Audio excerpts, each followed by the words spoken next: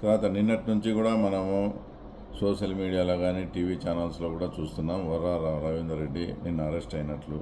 తర్వాత ఇప్పుడు కూడా డిఐజీ కోయా ప్రవీణ్ గారు ఆయన ఇంకా అరెస్ట్ కాలేదని కూడా ఇవ్వడం జరిగింది.